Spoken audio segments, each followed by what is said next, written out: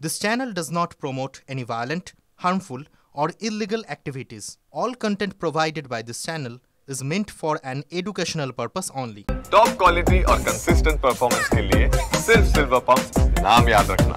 বাথরুমে যাওয়ার জন্য রাতে ঘরের বাইরে বেরিয়েছিলেন।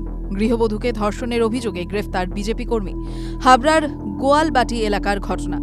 নির্যাতিতার বয়ান অনুযায়ী চলতি মাসের 11 তারিখ মাঝরাতে গৃহবধূ বাথরুমে যাওয়ার জন্য ঘরের বাইরে বেরিয়েছিলেন। সেই সময় অভিযুক্ত অন্ধকারে লুকিয়েছিল। অভিযুক্ত তাকে অন্ধকারে জোর করে টেনে নিয়ে গিয়ে ধর্ষণ করেন বলে অভিযোগ। পাশাপাশি পুলিশ সূত্রে জানা গিয়েছে দীর্ঘদিন ধরেই অভিযুক্ত গৃহবধূকে কুপ্রস্তাব দিচ্ছিলেন। পরবর্তীতে চলতি মাসের 16 তারিখ হাবড়া থানায় লিখিত অভিযোগ দায়ের করেন নির্যাতিতা। 16 তারিখ বিকেলেই অভিযুক্তকে গ্রেফতার করা হয়। সোমবার 5 দিনের পুলিশ হেফাজত চেয়ে বারাসাত আদালতে পাঠানো হয় অভিযুক্তকে। বাইরে বেরিয়েছিলাম,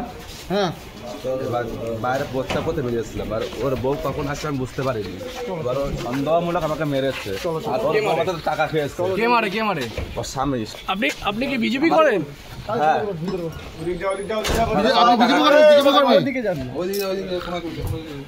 আপনাকে কি কেউ ফাঁসাচ্ছে? ফাঁসানো হচ্ছে আমাকে। কে ফাঁসাচ্ছে? ওদের বাড়ির থেকে সবাই ফাঁসাচ্ছে। বিজেপি কর্মী গ্রেফতারের ঘটনায় ইতিমধ্যেই শুরু হয়েছে রাজনৈতিক চর্চা। ধরনের ঘটনা খুব ভিন্ন ঘটনা।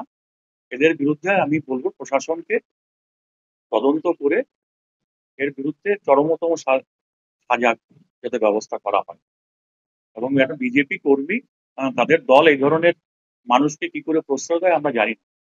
দেখুন, ভারতীয় জনতা পার্টি কোনো অন্যায় কাজের সাথে সমর্থন করে না বা যুক্ত।